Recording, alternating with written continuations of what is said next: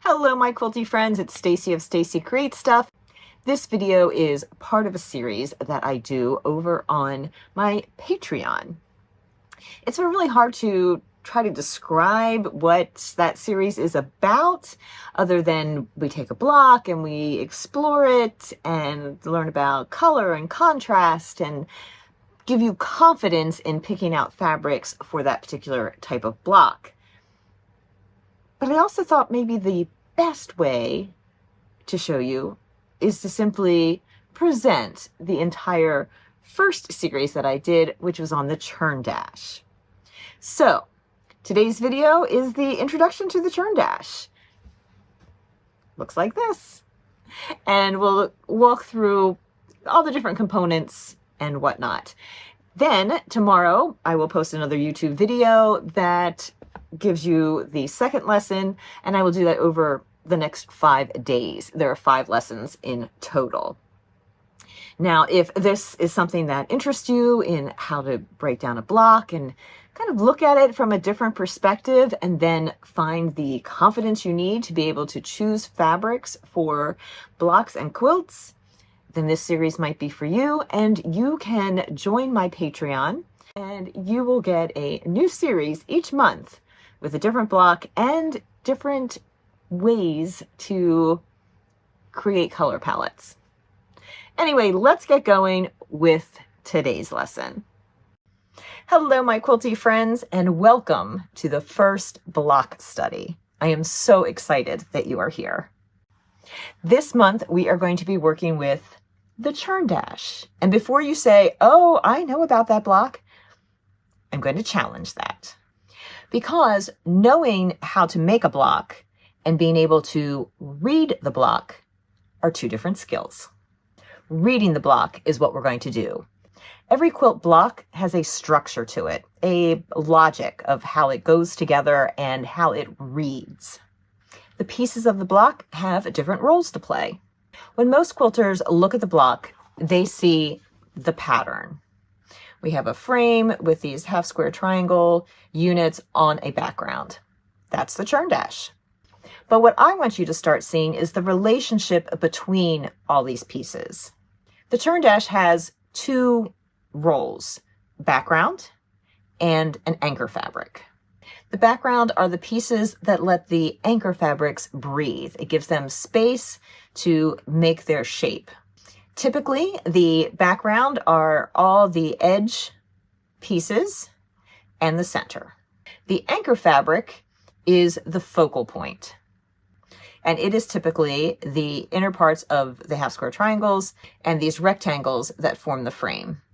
Optionally, there is a third role, the accent. It could be the center square.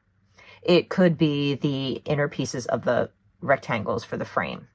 You assign the role to the pieces, potentially changing the entire look of the block. The pattern just tells you the math.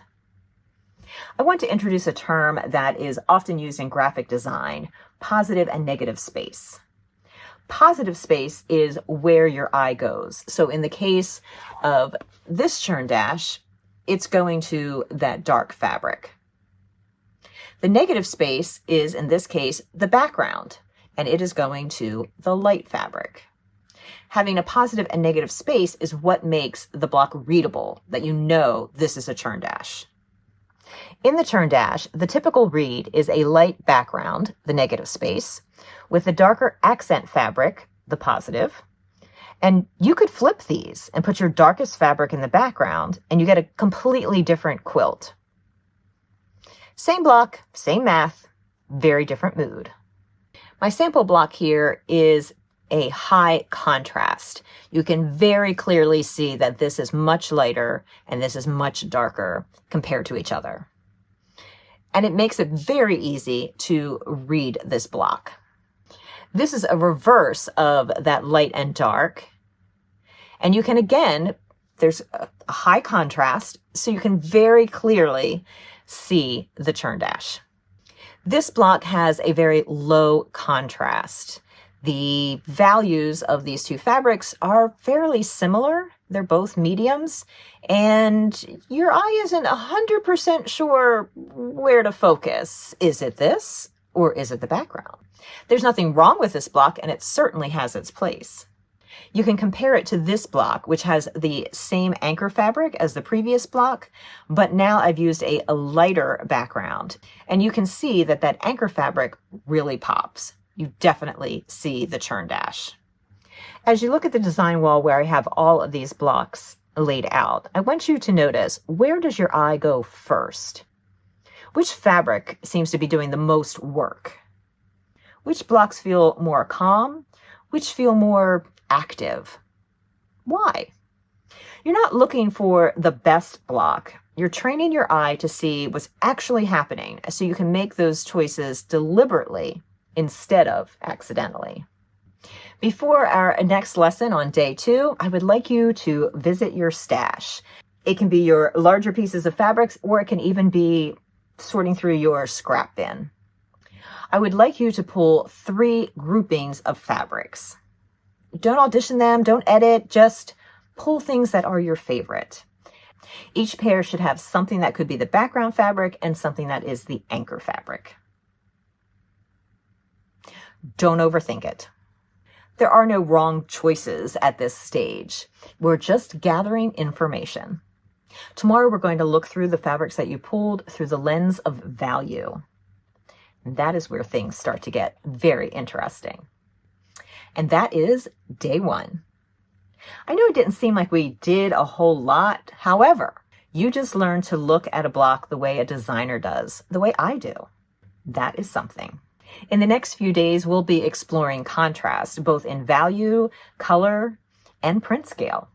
We'll play with various combinations of fabrics and discover new ways to look at this block. You'll make several blocks along the way so you can evaluate your color choices and get a better understanding of what makes a block work the way you want it to in your quilt. So go pull those fabrics. Drop a comment below and tell me, when you pulled your 3 groupings, did you go straight to the fabrics you love, or did you surprise yourself? There are no wrong answers. See you tomorrow.